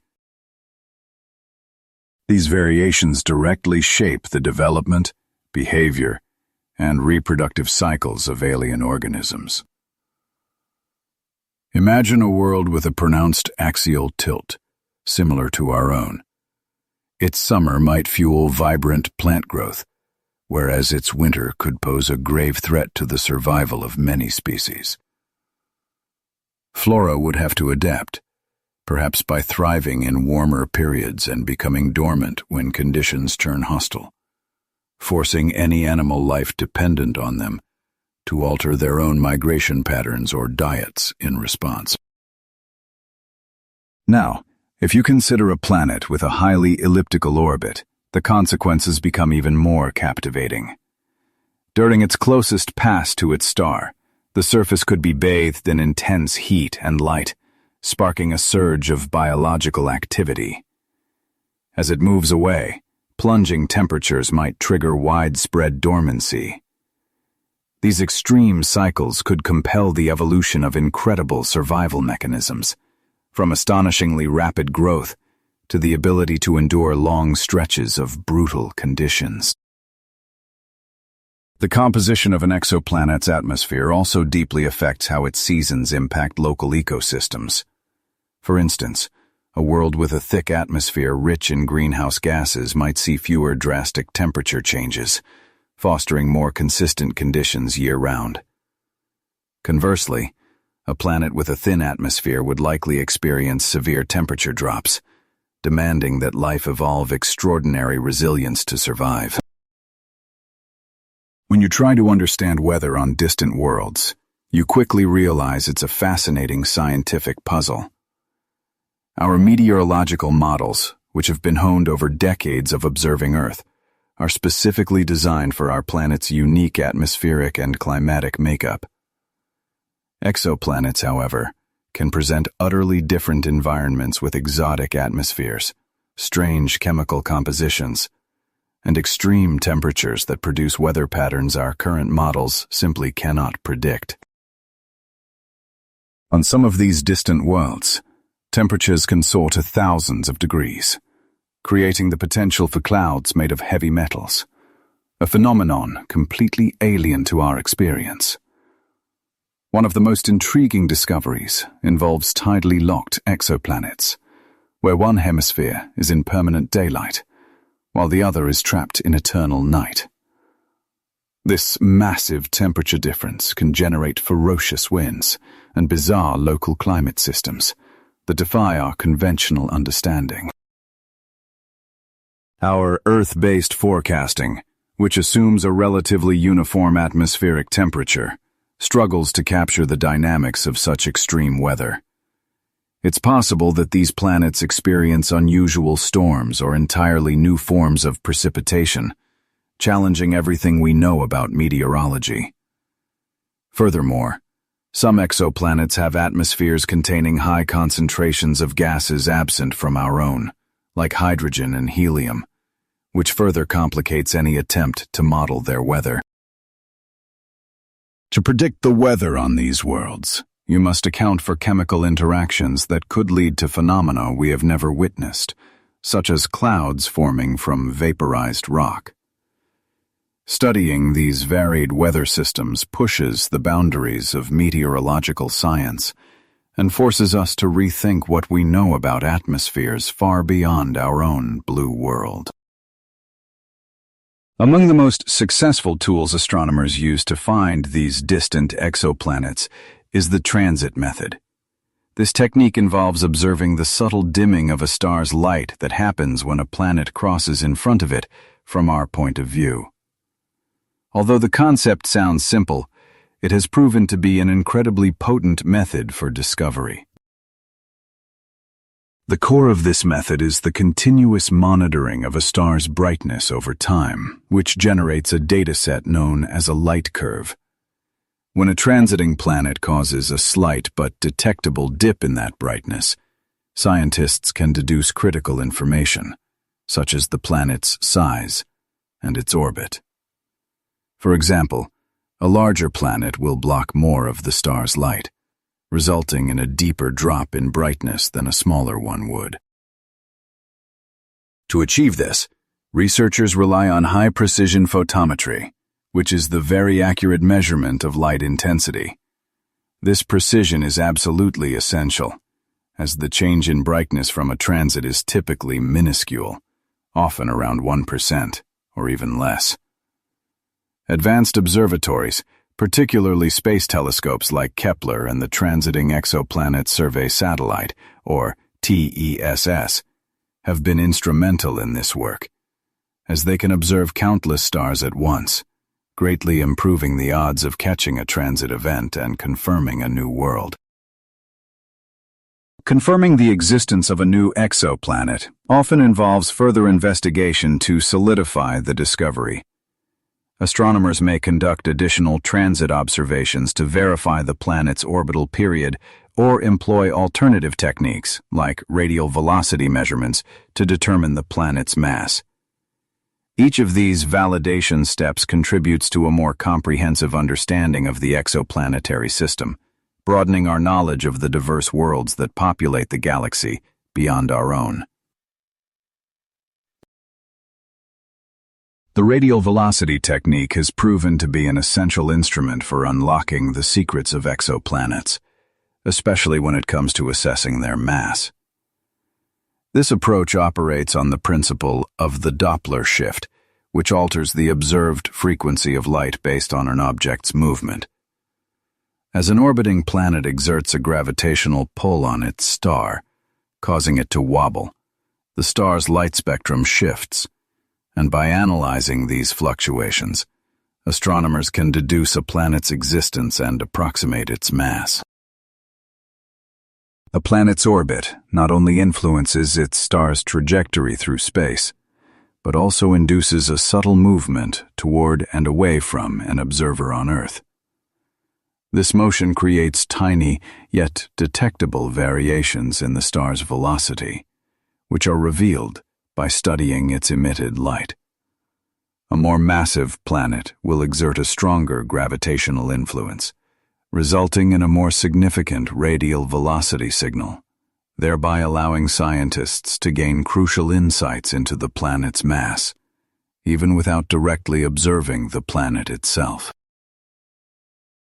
This method has fundamentally changed our comprehension of exoplanet diversity, revealing that many of the earliest discoveries were surprisingly large, comparable to gas giants such as Jupiter. However, continuous improvements in this field have enabled researchers to identify much smaller planets. These advancements are expanding our knowledge of the full range of planetary masses, including the hard-to-find rocky worlds that could potentially harbor life. Ultimately, the measurement of radial velocity does more than just provide accurate mass calculations for these remote worlds. It also offers clues about their formation and evolutionary paths. By assembling the pieces of how stars and planets interact dynamically, we construct a more complete portrait of the immense variety of planetary systems in our galaxy, which in turn enriches our cosmic perspective and search for our place within it. Investigating the atmospheres of faraway exoplanets is a thrilling frontier in astronomy that deepens our perception of the cosmos. But the methods we currently employ come with considerable constraints. A leading technique, transmission spectroscopy, depends on analyzing starlight as it filters through a planet's atmosphere during a transit. This approach, however, is most effective for giant planets that obscure a large portion of starlight, and for systems with intensely bright host stars, leaving many smaller, potentially habitable worlds undiscovered. Another significant hurdle lies in the composition of the atmospheres themselves, as they can be extremely thin, or made of gases that are difficult to register with our instruments. Furthermore, cloud cover or haze can frequently obscure these atmospheres, which complicates the analysis of the collected data. The signals received from these distant atmospheres are often incredibly weak and easily lost within the overwhelming noise of the parent star's light, requiring sophisticated models and sometimes educated assumptions to interpret.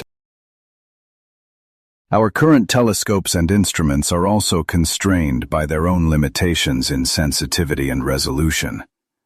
Even with the deployment of advanced space telescopes designed for this purpose, our technological capabilities have yet to catch up with our scientific aspirations. For instance, ground-based observatories are hampered by the distortions of Earth's own atmosphere, which can blur the faint signals from space, while weather and pollution further compromise the integrity of the data. Despite these considerable difficulties, the quest to characterize exoplanet atmospheres continues to be an incredibly promising and inspiring endeavor. It's a journey into the depths of space that holds the potential for extraordinary revelations about our position in the galaxy. As our technologies and methodologies advance, the challenge evolves from mere detection to understanding the intricate chemistry and dynamics of these alien skies. To manage the ever-growing catalog of worlds beyond our solar system, astronomers have established a methodical process for classifying and naming newly found exoplanets. The procedure starts by characterizing the planet's fundamental properties, including its size, mass, and orbital path around its host star. This information allows scientists to sort the planet into a larger classification framework that features categories like gas giants, terrestrial planets, or even ice worlds akin to those in our own solar system. The International Astronomical Union, or IAU, has set forth intriguing guidelines for naming these distant worlds. Upon discovery, an exoplanet receives a provisional label derived from its parent star's name, usually appended with a lowercase letter starting with B. For example, the first planet discovered orbiting the star HD 209458 was designated HD 209458b, signifying its status as the initial find in that system. After the scientific community validates a planet's classification, the IAU frequently extends an invitation to the public to propose or vote on official names for both the planet and its star. This outreach program actively involves astronomy enthusiasts, giving them a chance to shape the cosmic lexicon. The selected names often draw from mythology, literature, or cultural heritage, adding a rich narrative layer and forging a stronger connection to these remote celestial bodies. Every name assigned to a planet carries the promise of wonder, igniting your imagination and expanding your knowledge of the cosmic fabric. This tapestry is woven from innumerable worlds, many of which may hold unique, undiscovered stories. The act of naming an exoplanet is more than mere cataloging. It often embeds cultural, mythological, or scientific weight, forging a stronger connection between humanity and these remote celestial bodies. Many exoplanets bear the names of mythological characters, drawing from the deep well of human history and culture. For instance, a world like Kepler 22b might be given a name that echoes the attributes of gods or heroes from ancient traditions. This practice powerfully merges age-old narratives with the latest astronomical findings, serving as a potent catalyst for your imagination and curiosity. A planet's unique features can also be the direct inspiration for its name. Take the exoplanet HD 209458b, which is called Osiris, after the Egyptian deity of the afterlife. Scientists are intrigued by its atmosphere, which they believe could offer insights into the process of atmospheric loss. The name is significant not just for its mythological roots, but for what this world can teach you about similar planets, and, by extension, about habitability beyond Earth. The naming process frequently involves international cooperation and public engagement, fostering a sense of worldwide community centered on these cosmic discoveries. As individuals from various cultures offer their unique perspectives, the naming of a new world transforms into a celebration of humanity's diverse ways of seeing the universe. These collective endeavors underscore our common curiosity and drive to venture into the unknown. Assigning names to exoplanets acts as a bridge connecting the realms of science and culture, enabling astronomers, writers, and ordinary people to interact with the cosmos on a more intimate level. As you gaze at the stars and we uncover new worlds, the stories embedded in their names enrich our collective understanding, serving as a powerful reminder of the deep link between scientific inquiry and the narratives that fuel our quest for knowledge. The process of naming exoplanets, worlds that circle stars far beyond our own sun, is increasingly a collaborative venture that includes the public. Organizations such as the International Astronomical Union now invite space enthusiasts and everyday citizens to take part, allowing you to propose and vote on names for these incredible celestial objects, which in turn creates a feeling of shared ownership and excitement. When you participate in naming these distant worlds, you can develop a genuine emotional connection to them, transforming an otherwise abstract scientific object into something tangible and personally relevant. Imagine referring to a planet not by a complex designation like HD 209458b, but by a meaningful name such as nostalgia. This simple shift can ignite a deeper fascination with the universe and inspire further exploration into astronomy. Furthermore, public involvement in naming exoplanets provides a remarkable platform for education and community outreach.